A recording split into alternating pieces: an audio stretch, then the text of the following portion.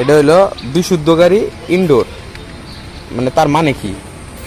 এটা কি ঘরের ভিতরে রাখলে কি? ঘরের ভিতরে রাখলে সব হয়তো ভালো হয়। গাছ বিশেষজ্ঞ। আজকে বৃষ্টির মধ্যে হাঁটতে হাঁটতে চলে গিয়েছিলাম আপনার বৃক্ষ মেলায়, যেটা হলো উপজেলা প্রশাসন ও কৃষি সম্প্রসারণ অধিদপ্তর এর আন্ডারে হইতেছিল, যেটা শুরু হয়েছিল আপনার 3 আগস্ট 2025। আজকে 5 তারিখ। আজকে আমরা গেছিলাম এই মেলাটা দেখার জন্য। আসলে এখানে অনেকেই যায় আপনার বৃক্ষ দেখার জন্য এবং বিভিন্ন গাছ সম্পর্কে জানার জন্য, আর অনেকে যায় গাছ কেনার জন্য।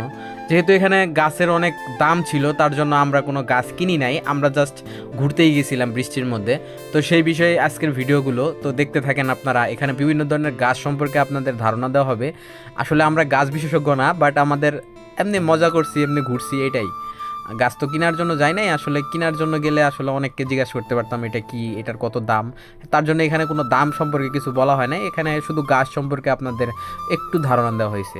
এছাড়াও এখানে বিভিন্ন প্রজাতির ক্যাকটাস গাছও ছিল। আসলে ক্যাকটাস গাছের সম্পর্কে বলতে গেলে, ক্যাকটাস গাছের উৎপত্তি মূলত উত্তর ও মধ্য আমেরিকার শুষ্ক অঞ্চল থেকে হলেও ধীরে ধীরে এটির জনপ্রিয়তা বিশ্বব্যাপী ছড়িয়ে পড়ে। প্রাচীন সভ্যতায় ক্যাকটাস গাছের বিভিন্ন ব্যবহার ছিল, যেমন ঔষধি উপাদান হিসাবে বা খাদ্যদ্রব্য হিসাবে। বর্তমানে বিশ্বজুড়ে বিভিন্ন গবেষণা প্রতিষ্ঠানে এর বিভিন্ন প্রজাতি নিয়ে গবেষণা চলছে। বাংলাদেশে বিশেষ করে নগরাঞ্চলে, যেখানে গ্রিনারি বা উদ্যানের চাহিদা ক্রমবর্ধমান, ক্যাকটাস গাছকে একটি আলাদা পরিচিতি দেওয়া হয়েছে। এছাড়াও এখানে চায়না বনসাই বট নামের একটি গাছ ছিল, যেটি আসলে একটি দ্রুত বর্ধনশীল গাছ, যা বনসাই তৈরির জন্য উপযুক্ত। এর ছোট পাতা এবং দ্রুত বৃদ্ধির কারণেই এটি সহজেই একটি আকর্ষণীয় বনসাই আকারে প্রশিক্ষণ দেওয়া যায়। এছাড়াও এখানে ছিল পাতাবাহার, যেটি কিনা কোডিয়ায়াম উদ্ভিদগণের একটি প্রজাতি। এছাড়াও এখানে ছিল কাঠগোলাপ, যেটি কিনা মূলত মেক্সিকো, মধ্য আমেরিকা, ভেনিজুয়েলা ও দক্ষিণ ভারতের স্থানীয় ফুল।